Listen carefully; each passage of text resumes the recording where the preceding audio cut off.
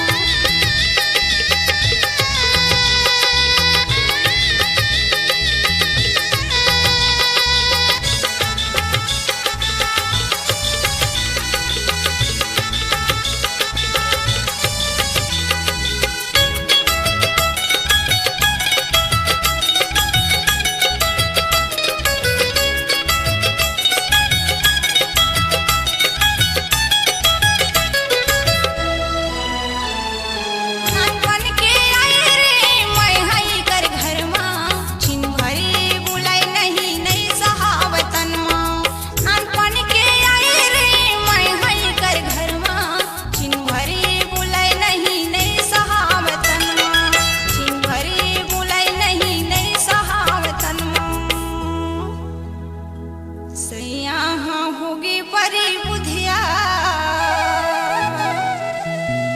सैया हाँ हो गए परी बुधिया मती रही थी रतिहा ये जिंदगी बरी कैसे कटीना सैया हाँ हो गए परी बुधिया मती रही थी रतिहा ये जिंदगी बरी कैसे कटीना ये जिंदगी बरी कैसे कटी दीदी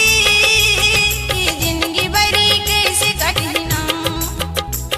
ये जिंदगी बरी कैसे कटी दीदी ये जिंदगी बरी कैसे कटीना सैया हाँ होगी परी बुधिया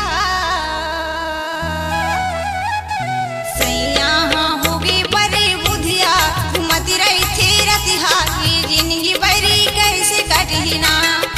सैया हाँ होगी परी बुधिया घुमती रही थी रतिहा ये जिंदगी बरी कैसे कटीना